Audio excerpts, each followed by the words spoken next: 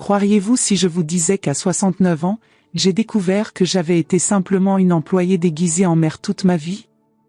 Que mon propre fils me considérait moins importante qu'une femme qu'il ne connaît que depuis 10 ans? Je m'appelle Léa Roche, et aujourd'hui je vais vous raconter comment un simple coup de téléphone a détruit 40 années de dévouement maternel et m'a révélé une vérité si cruelle qu'elle a failli me tuer de chagrin, mais qui m'a aussi libérée d'une façon que je n'aurais jamais imaginé possible. C'était le 15 mars, un mardi qui avait commencé comme tous les autres dans ma petite maison de Lyon. J'étais dans la cuisine, les mains couvertes de farine, préparant les croissants que mon fils Thomas adorait tant depuis l'enfance. Le ciel gris du printemps français reflétait mon humeur mélancolique, encore une journée solitaire après la mort de mon mari Pierre, 2 ans auparavant. Le téléphone a sonné à 14h30 précise. Je me souviens de l'heure exacte parce que je venais de vérifier l'horloge de la cuisine, inquiète que les croissants ne cuisent trop longtemps. Mon cœur a fait un petit bond d'espoir, peut-être Thomas appelait-il pour proposer un déjeuner ensemble, comme il le faisait parfois quand il avait besoin de quelque chose. « Allô, maman ?» La voix joyeuse de Thomas a résonné dans l'appareil, mais il y avait quelque chose de différent, une sorte d'excitation malicieuse qui m'a immédiatement mise en alerte. J'ai baissé le feu sous la casserole où mijotait mon pot-au-feu, un plat que je préparais toujours le mardi, espérant secrètement qu'il passerait à l'improviste. « Bonjour, mon chéri. Comment s'est passé le travail aujourd'hui ?» ai-je demandé, essuyant mes mains sur le tablier brodé qu'il m'avait offert pour la fête des mères il y a 5 ans, un tablier que je portais religieusement chaque fois que je cuisinais, comme un talisman d'amour maternel. « Maman, j'ai une nouvelle incroyable. Céline et moi partons à Las Vegas. 10 jours au Bellagio, spectacle, casino, une seconde lune de miel pour nos 10 ans de mariage. » Mon cœur s'est empli d'une joie authentique. Enfin, mon fils investissait dans son mariage. Après tant d'années à voir Céline se plaindre discrètement qu'il ne faisait jamais rien de romantique, j'étais heureuse qu'il ait enfin pris cette initiative. Oh, Thomas, c'est merveilleux. Vous méritez vraiment ce voyage romantique. Quand partez-vous? J'ai souri en pensant à quel point il reviendrait détendu et amoureux. La semaine prochaine. Et maman? Sa voix a changé, est devenue plus hésitante. Dans le fond, j'ai entendu des rires étouffés, certainement Céline qui écoutait la conversation. La mère de Céline vient avec nous. Le monde s'est arrêté. Les mots ont résonné dans mon esprit comme un glas funéraire. Marguerite Dubois. La belle-mère dorée. La femme de 64 ans qui, bien qu'étant de 5 ans ma cadette, avait toujours été traitée comme une reine par la famille de mon propre fils. Marguerite, viens avec vous, ai-je balbutié, sentant le sol disparaître sous mes pieds. La cuillère en bois que je tenais est tombée sur le carrelage avec un bruit sourd. Oui. Tu sais comme elle est restée après la mort de son mari. Céline pense qu'elle a besoin de s'amuser un peu. Et soyons honnêtes, maman, elle a beaucoup plus d'énergie que toi pour Las Vegas. Plus d'énergie. Chaque mot était comme un coup de poignard précis dans le cœur. Moi qui avais élevé Thomas seul pendant des années pendant que Pierre travaillait, qui avait sacrifié ma carrière de professeur pour être mère à temps plein, qui toute ma vie m'était effacée pour qu'il ait tout, je n'avais pas assez d'énergie. Je me suis assise lourdement sur la chaise de cuisine, celle où je m'installais chaque matin pour prendre mon café en regardant par la fenêtre les voisins partir au travail. Cette chaise où j'avais vécu tant de matins solitaires, espérant que mon téléphone sonne. Et les enfants, ai-je murmuré, sachant déjà quelle serait la réponse, mais espérant encore qu'un miracle se produise. Ah, c'est là que tu interviens parfaitement. Emma et Louis vont rester avec toi 10 jours. J'ai pensé que ce serait une opportunité parfaite pour que vous vous rapprochiez davantage. Tu te plains toujours de ne pas voir tes petits-enfants assez souvent. 10 jours. 10 jours à m'occuper d'enfants de 8 et 6 ans, pendant que mon fils et sa famille volaient de par le monde avec la femme qu'il considérait clairement plus importante que sa propre mère. 10 jours à jouer à la grand-mère parfaite, disponible et gratuite, pendant que se prélassait dans le luxe de Las Vegas.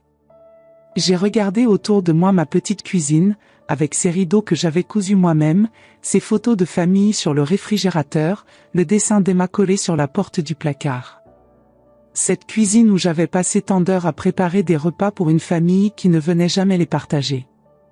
Thomas, ai-je réussi à chuchoter d'une voix brisée, pourquoi ne m'avez-vous pas invité? Le silence de l'autre côté de la ligne a été plus fort que n'importe quel cri.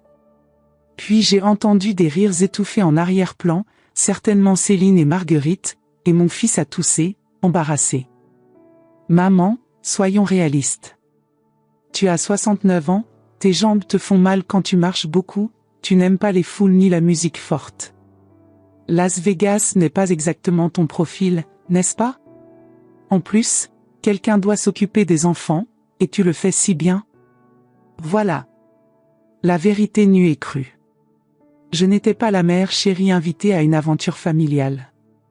J'étais la baby-sitter pratique, l'option commode pour résoudre le problème des enfants.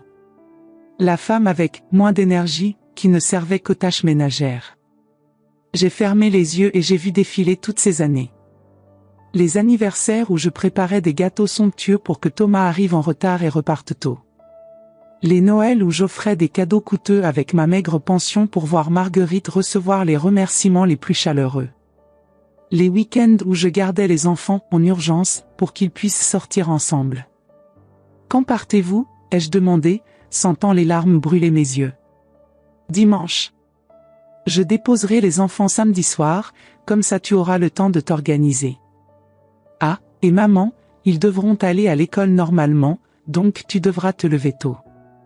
Emma à natation le mercredi et Louis à football le jeudi. J'ai laissé une liste sur le réfrigérateur la dernière fois. Une liste sur le réfrigérateur. Comme si j'étais vraiment une employée engagée.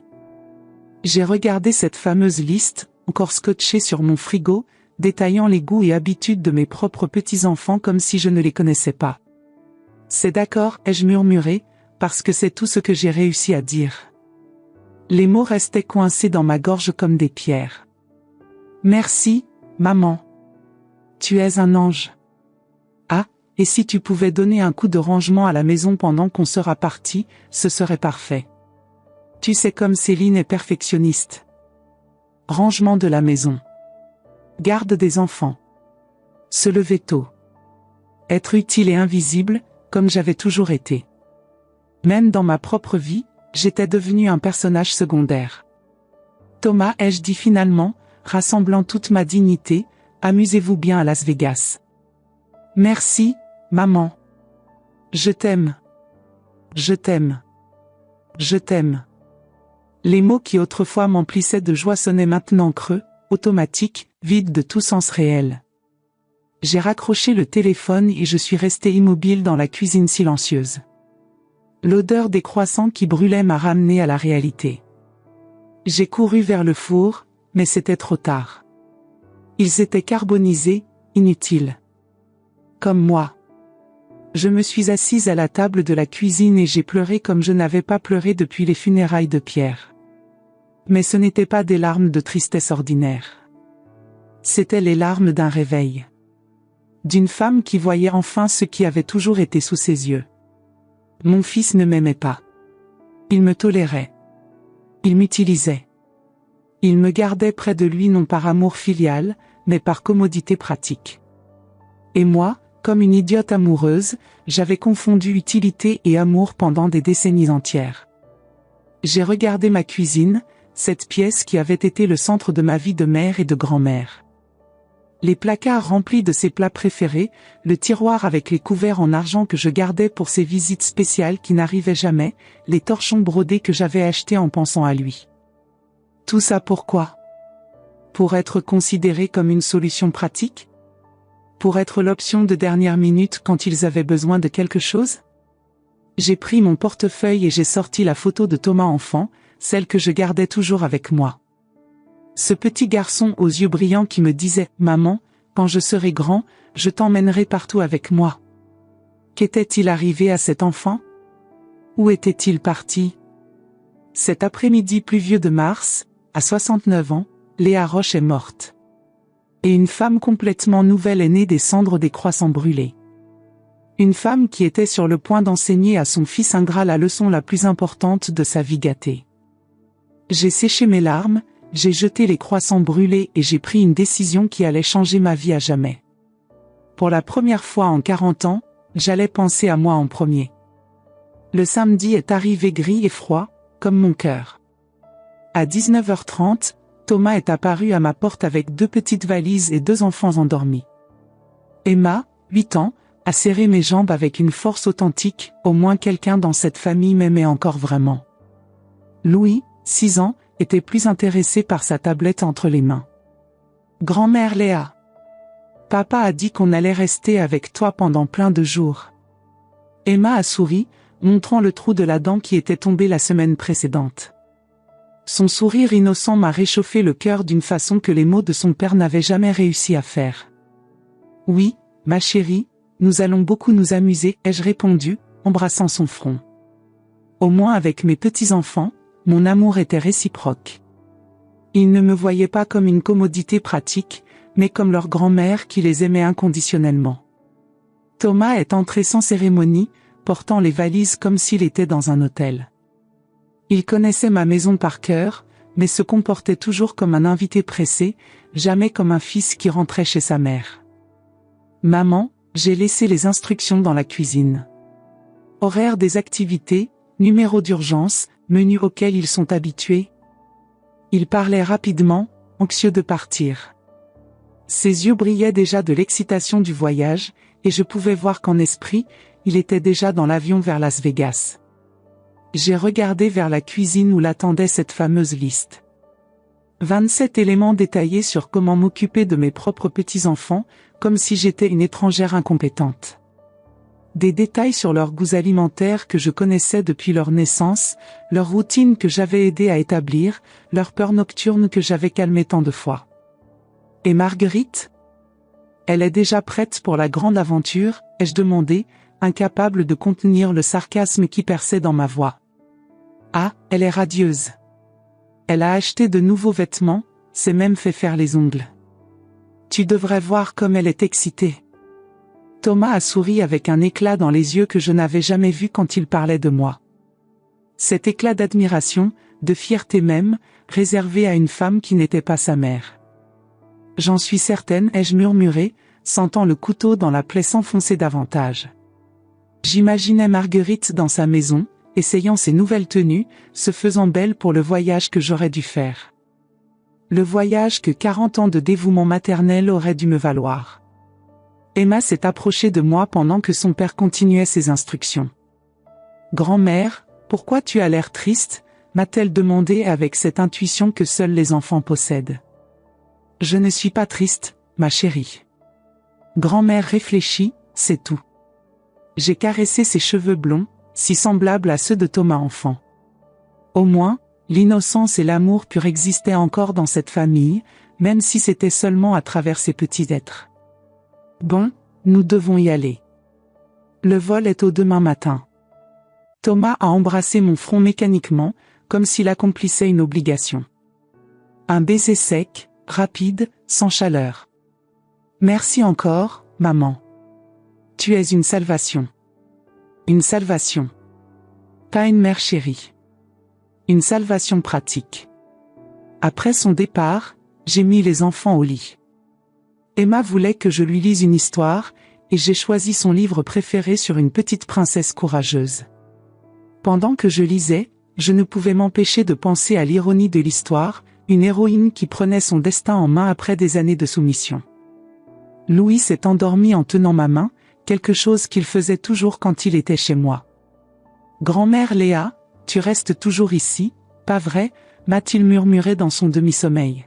« Toujours, mon petit cœur » ai-je répondu, mais en réalité, je me demandais si c'était encore vrai.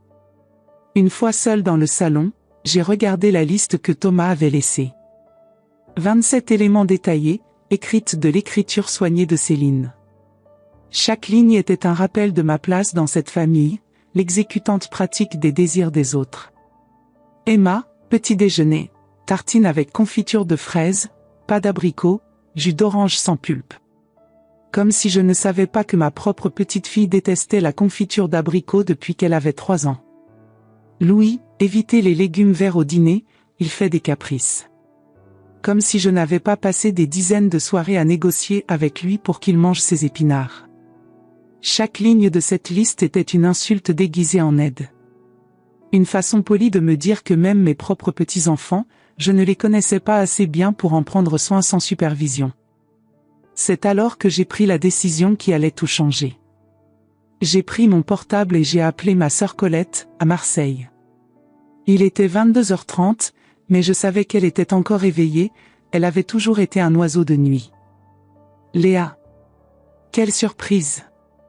Comment ça va, ma sœur? Sa voix chaleureuse m'a immédiatement réconfortée. Colette avait toujours été la rebelle de la famille, celle qui avait refusé de se marier jeune, qui avait voyagé, qui avait vécu selon ses propres termes. Colette, j'ai besoin d'un service très important. Et j'ai besoin que tu me fasses confiance, même si ce que je vais dire semble fou. Tu m'inquiètes, Léa. Que se passe-t-il? Pendant 1 heure entière, j'ai tout expliqué. Les larmes dans ma voix quand j'ai raconté la conversation avec Thomas, la humiliation de la liste d'instructions, ma place de babysitter gratuite pendant qu'il partait avec Marguerite. Colette a écouté sans m'interrompre, et je l'ai entendu soupirer plusieurs fois. Ce petit salaud, a-t-elle explosé quand j'ai fini. Léa, ça fait des années que je vois comment il te traite, et ça me rend malade. Tu es sa mère, bon sang, pas sa domestique. Je sais, Colette. Et c'est pour ça que je vais faire quelque chose. Quelque chose qui va lui apprendre la valeur de ce qu'il a toujours tenu pour acquis. Quand j'ai expliqué mon plan, Colette est d'abord restée silencieuse. Puis elle a commencé à rire. Un rire libérateur, joyeux, complice. Enfin, Léa. Après toutes ces années, tu vas montrer à ce fils ingrat qui tu es vraiment. Et tu sais quoi? Je vais t'aider. Il est temps que quelqu'un remette cette famille à sa place. Nous avons parlé jusqu'à 2h du matin, peaufinant chaque détail. Colette connaissait des gens, avait des contacts. L'avantage d'avoir vécu ma vie librement, a-t-elle dit avec ironie, c'est que j'ai des amis partout, y compris dans l'immobilier et la banque. Le dimanche, pendant que Thomas volait vers Las Vegas avec ses précieuses compagnes, j'ai commencé ma révolution silencieuse. J'ai préparé un petit déjeuner parfait pour Emma et Louis, puis je les ai emmenés au parc. Pendant qu'ils jouaient, j'ai fait mes premiers appels. Le lundi, pendant que les enfants étaient à l'école, j'ai commencé à mettre mon plan en action. Première étape, la banque. J'avais rendez-vous avec Monsieur Bertrand, mon conseiller depuis 15 ans. C'était un homme patient et respectueux, qui avait toujours traité mes finances avec sérieux, même quand les montants étaient modestes. Madame Roche, j'ai préparé tous les documents comme vous l'avez demandé au téléphone. Mais êtes-vous certaine de cette décision? C'est une somme considérable. Il regardait les papiers devant lui avec une expression préoccupée. Monsieur Bertrand, je n'ai jamais été aussi certaine de quelque chose de ma vie. Ces 47 000 € représentent toutes mes économies de veuve, mon héritage de Pierre, et les versements réguliers que j'ai faits pendant 15 ans dans ce compte joint avec mon fils. Je comprends, madame. Mais fermez le compte joint et transférez tous les fonds vers un compte personnel, votre fils va certainement. Mon fils va découvrir que l'argent de sa mère n'est pas un dû automatique, ai-je coupé fermement. Ces fonds sont légalement à moi, n'est-ce pas? Absolument, madame. Vous êtes la seule contributrice de ce compte. Pendant que Monsieur Bertrand préparait les documents, j'ai repensé à tous ces versements mensuels. Chaque mois, religieusement, je déposais une partie de ma modeste pension de veuve dans ce compte, pour les urgences familiales. Des urgences qui se révélaient souvent être de nouveaux meubles pour Thomas, des vacances supplémentaires, des gadgets électroniques. Jamais une seule fois Thomas ne m'avait demandé si moi j'avais besoin de quelque chose. Jamais il ne s'était inquiété de savoir si ces versements réguliers ne m'empêchaient pas de me faire plaisir, de voyager, de vivre. Voilà, Madame Roche. Tout est finalisé. Le compte joint est fermé, et tous les fonds ont été transférés vers votre nouveau compte personnel. Monsieur Bertrand m'a tendu les documents avec un petit sourire. Si je puis me permettre, madame, vous rayonnez aujourd'hui. Il y a quelque chose de différent en vous. Il avait raison. Pour la première fois depuis des années, je me sentais maîtresse de mon propre destin. Deuxième étape, l'agence immobilière. Madame Lefebvre, la courtière que je connaissais depuis des années, a presque tombé de sa chaise quand j'ai expliqué ce que je voulais faire. Léa, tu es devenue folle? Ta maison, mais c'est toute ta vie là-dedans. Exactement, Monique. Toute ma vie gaspillée. Maintenant, je veux vivre pour de vrai. Nous avons passé 3 heures à examiner les annonces dans la région d'Aix-en-Provence. Colette avait déjà fait des recherches préliminaires et trouvé plusieurs options intéressantes. Des petites maisons avec jardin, près de chez elle, dans des villages paisibles où je pourrais recommencer. Cette maison à Puy-Ricard, a dit Madame Lefebvre en me montrant une photo, elle vient juste d'être mise sur le marché. 2 chambres, jardin avec olivier, vue sur la Sainte-Victoire. Et le prix est dans vos moyens avec la vente de votre maison actuelle. J'ai regardé la photo et j'ai senti quelque chose que je n'avais pas ressenti depuis longtemps, de l'excitation. De l'espoir. L'envie de construire quelque chose de nouveau. Quand pouvons-nous la visiter? Si vous voulez, je peux appeler le propriétaire maintenant. Pendant toute la semaine, tout en m'occupant d'Emma et Louis avec tout l'amour du monde, après tout, ils n'avaient aucune responsabilité dans le comportement de leurs parents, j'ai continué à exécuter mon plan secret. Appel téléphonique discret pendant qu'ils étaient à l'école, rendez-vous rapide pendant leurs activités extrascolaires. Les enfants ont remarqué que j'étais différente. Plus énergique, plus souriante. Emma a commenté mercredi soir, « Grand-mère, tu es plus belle. Tes yeux brillent. » Si elle savait pourquoi.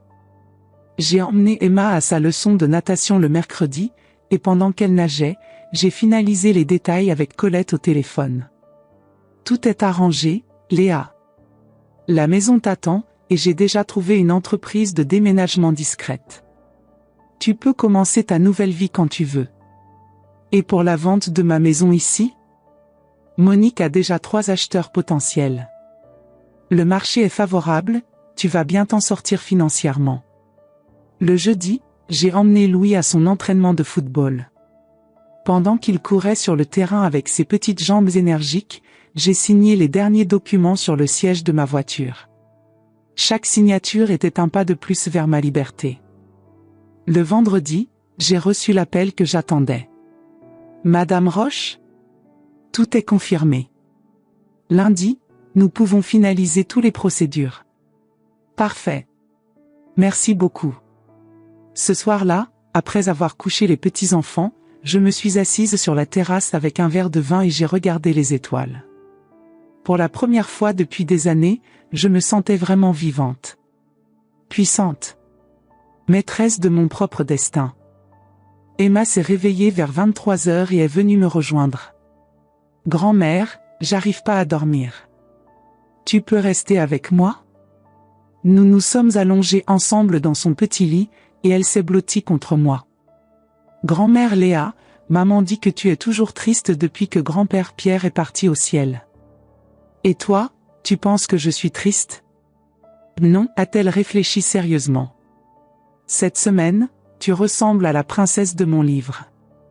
Celle qui arrête d'être prisonnière et qui devient libre. Les mots de cette petite fille de 8 ans ont résonné en moi comme une prophétie. Oui, j'étais en train de devenir libre. Et Thomas allait revenir dimanche pour découvrir que sa mère pratique et prévisible avait disparu. À sa place, il trouverait une femme qu'il ne connaissait pas. Une femme qui avait décidé de prendre sa vie en main. Une femme qui allait lui enseigner que l'amour maternel inconditionnel avait des limites, et qu'il venait de les dépasser. Dimanche, 17h45. Thomas est arrivé bronzé, détendu et plein d'histoires sur Las Vegas. Dès qu'il a franchi le seuil de ma porte, j'ai pu sentir cette aura de satisfaction qui émanait de lui.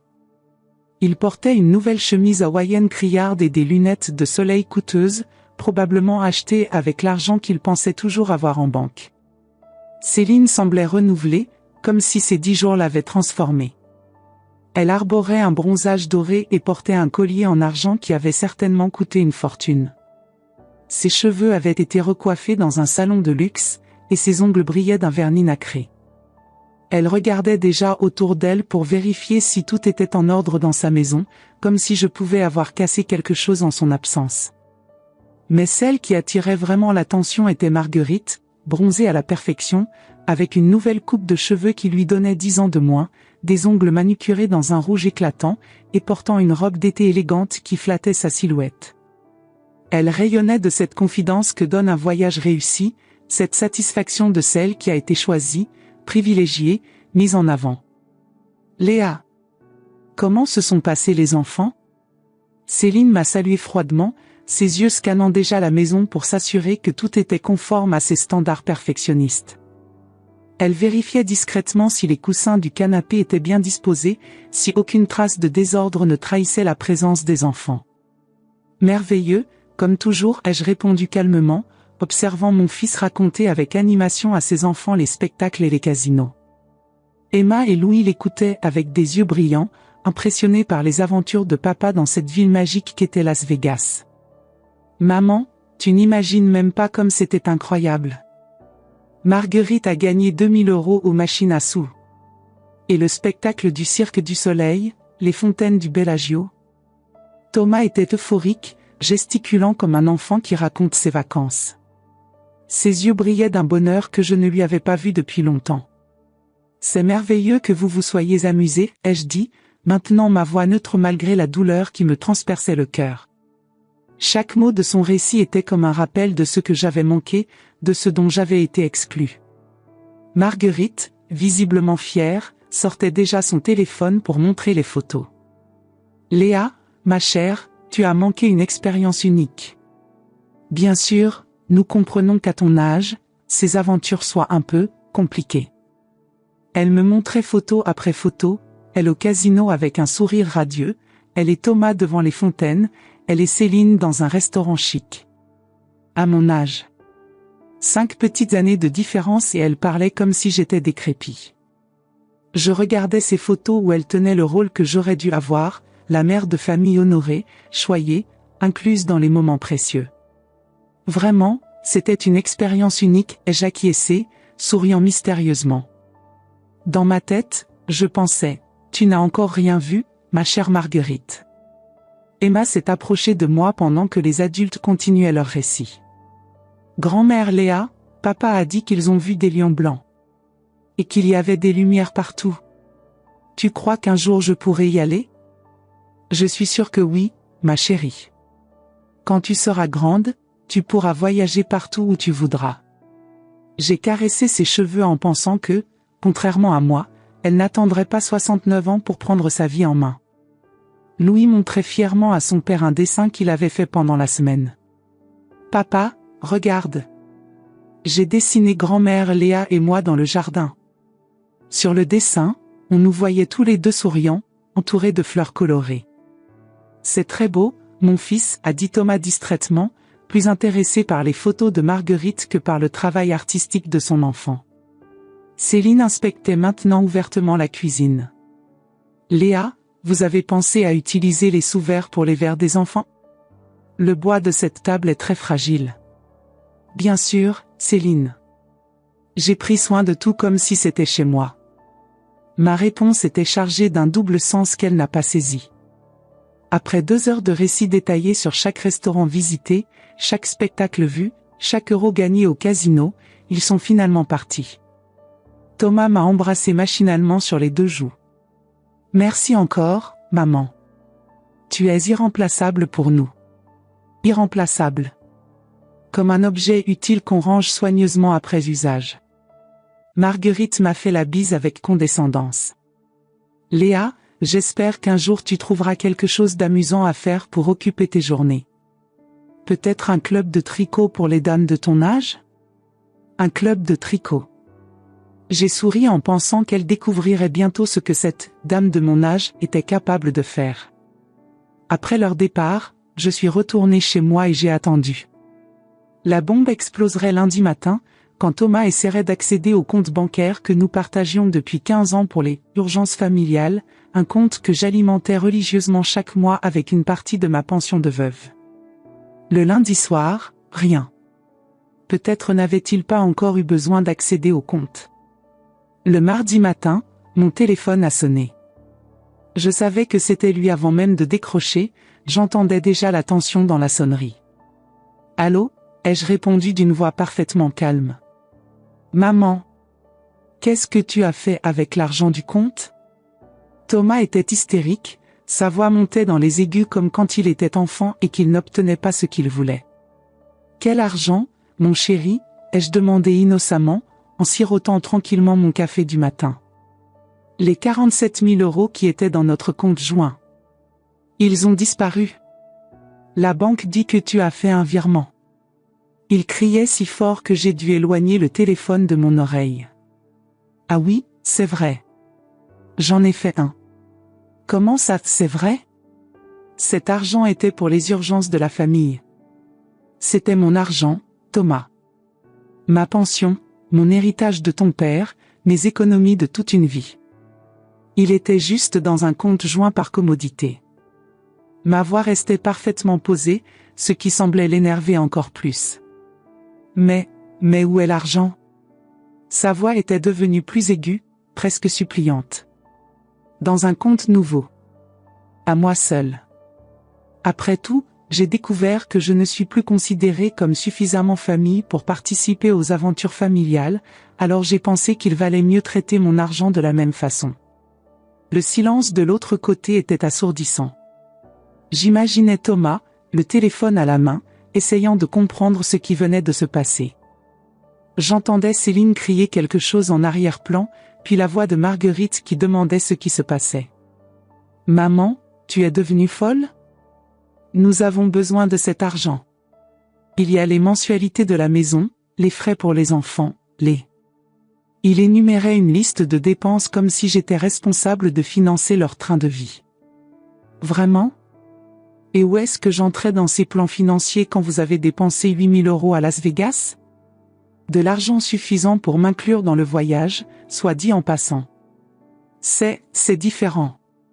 C'était notre lune de miel. Avec ta belle-mère. Une lune de miel de 10 ans de mariage avec la belle-mère. Concept intéressant de romance, Thomas. » Mon sarcasme était maintenant ouvertement apparent. Plus de silence. Puis sa voix est devenue dangereusement basse, avec ce ton menaçant qu'il prenait quand il n'obtenait pas ce qu'il voulait. « Maman, tu vas rendre cet argent maintenant. »« Non. »« Comment, non ? Je ne vais pas le rendre parce que je n'ai rien volé. C'était à moi, ça continue d'être à moi, et maintenant c'est où ça doit être, avec moi. C'est du chantage affectif. » J'ai commencé à rire. À rire comme je n'avais pas ri depuis des années. Un rire libérateur, presque hystérique. Du chantage affectif, Thomas ? Tu veux parler de chantage affectif ? 40 ans à m'utiliser comme babysitter gratuite, employée de maison non rémunérée et support émotionnel jetable, ça, ce n'est pas du chantage ? Tu es ma mère. C'est ton obligation de m'aider. Et tu es mon fils. C'était ton obligation de m'aimer et de me respecter. La conversation devenait de plus en plus tendue. J'entendais Céline hurler en arrière-plan quelque chose sur cette vieille folle qui nous ruine, puis Marguerite qui disait quelque chose sur les vieilles qui perdent la tête. Vieille folle. Voilà ce que j'étais devenue pour eux maintenant que je ne me pliais plus à leur volonté. Tu sais ce que tu vas faire, maman ? Tu vas rendre notre argent et arrêter ce drame ridicule. Thomas, ai-je dit avec un calme qui m'a surprise moi-même, je ne vais rien rendre du tout. Et tu sais pourquoi ? Parce que demain, je serai dans un avion pour la Provence. J'ai acheté une petite maison à Aix-en-Provence, près de ta tante Colette. Je vais recommencer ma vie à 69 ans. Tu as fait quoi ? J'ai acheté une maison. Avec mon argent. Je déménage la semaine prochaine. Et nous ? Et les enfants ? Et quand nous aurons besoin de toi ? Vous ferez ce que vous avez toujours fait, vous débrouiller. Et quant aux enfants, ils sont les bienvenus chez grand-mère quand ils voudront me rendre visite. Pour des visites, pas par obligation. Maman, tu ne peux pas nous faire ça. Je peux. Et je le fais. Attends. Ne raccroche pas. Il paniquait maintenant, réalisant probablement pour la première fois que j'étais sérieuse. Maman, on peut discuter. Peut-être qu'on s'est mal comporté, peut-être qu'on peut arranger les choses. Thomas, as-tu pensé à m'inviter à Las Vegas à un seul moment? Même après coup, as-tu eu un regret de m'avoir laissé de côté? Le silence était éloquent. As-tu pensé à moi une seule fois pendant ton voyage? À part pour savoir si je m'occupais bien de tes enfants? Encore le silence. M'as-tu appelé pour prendre de mes nouvelles? Pour me demander si j'allais bien? Si je me sentais seule? Cette fois, le silence s'est prolongé si longtemps que j'ai cru qu'il avait raccroché. Maman? Sa voix était maintenant brisée. Je n'ai pas pensé. Exactement, Thomas. Tu n'as pas pensé. Tu n'as jamais pensé.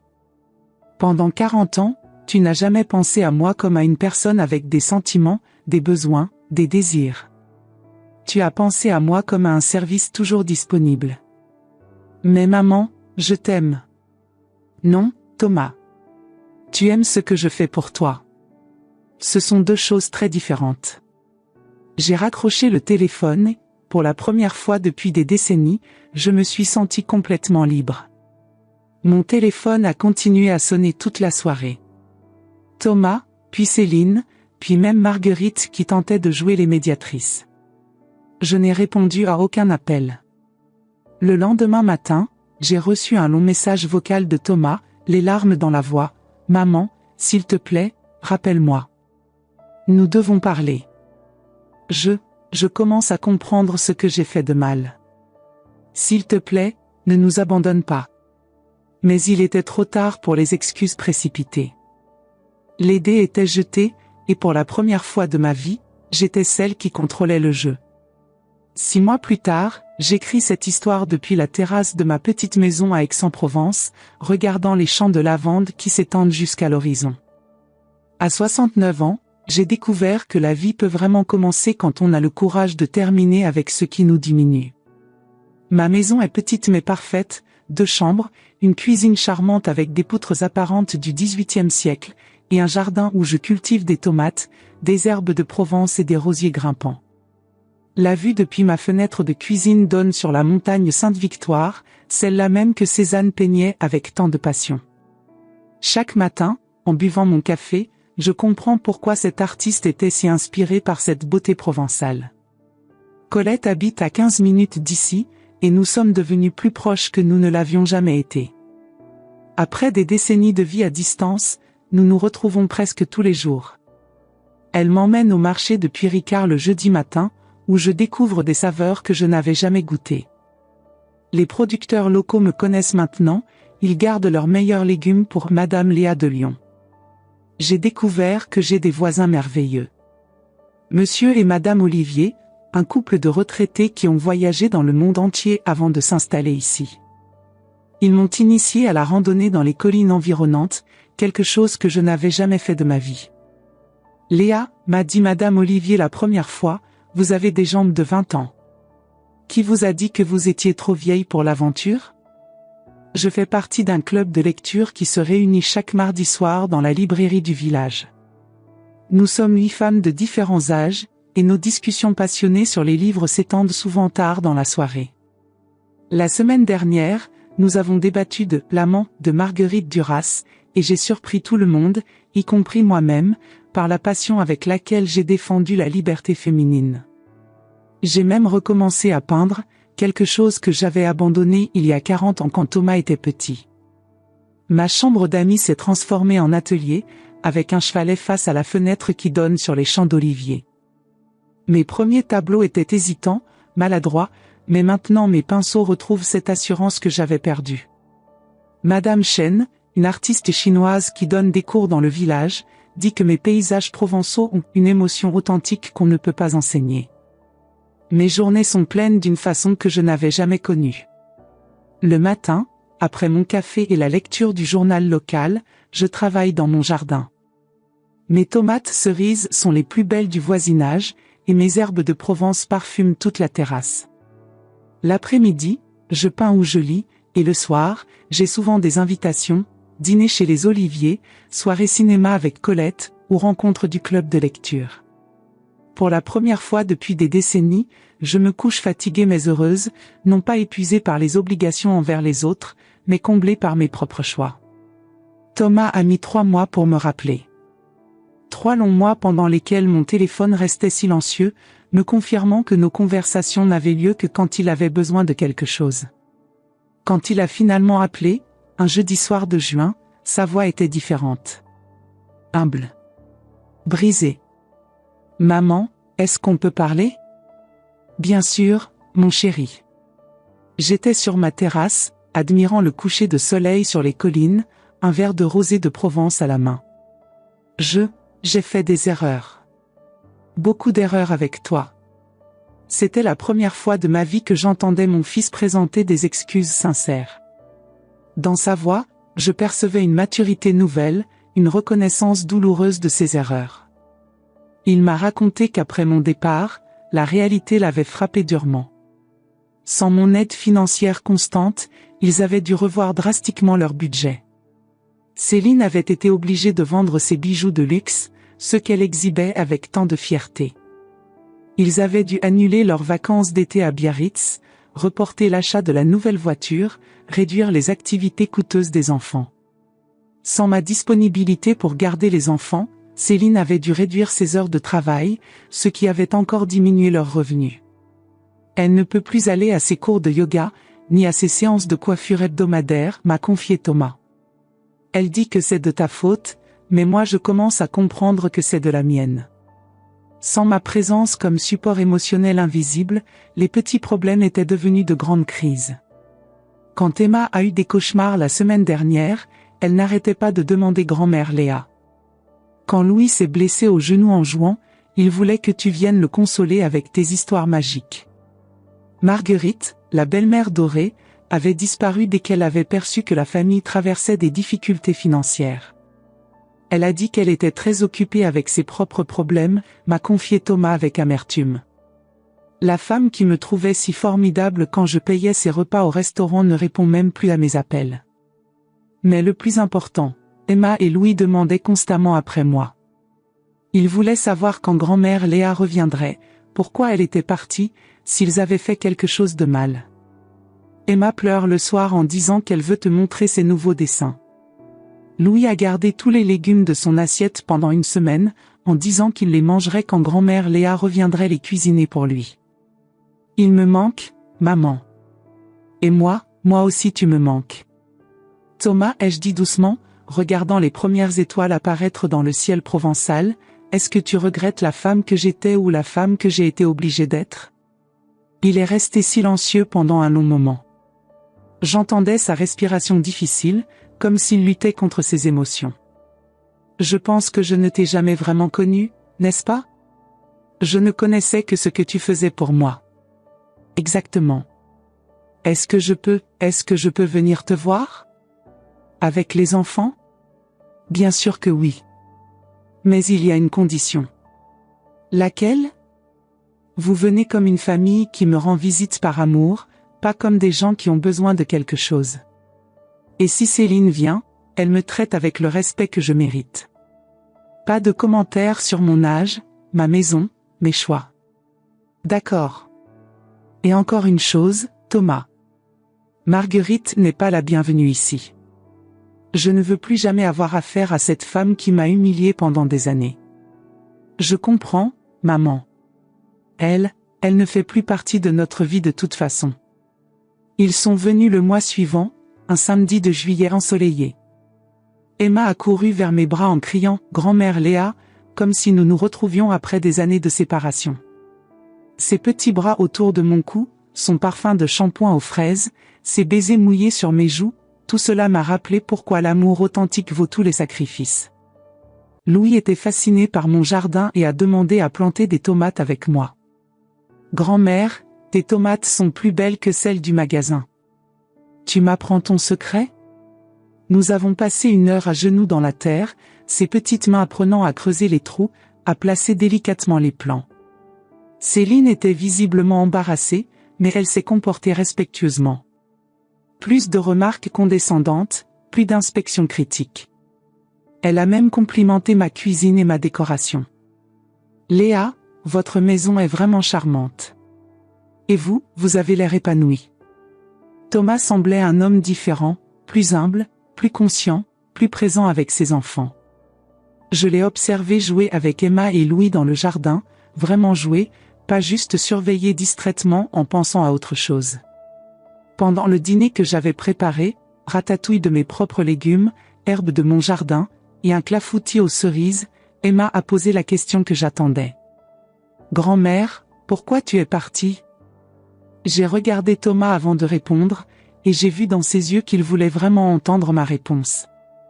Parce que parfois, ma chérie, les gens ont besoin d'apprendre à vivre seuls pour découvrir qui ils sont vraiment. Et tu as découvert qui tu es, a demandé Louis avec cet sérieux que seuls les enfants de 6 ans peuvent avoir. Oui. J'ai découvert que je suis Léa Roche. Une femme complète, pas seulement la maman de quelqu'un ou la grand-mère de quelqu'un. Je suis une personne avec des rêves, des envies et le droit au bonheur. Thomas m'a regardé avec des larmes dans les yeux.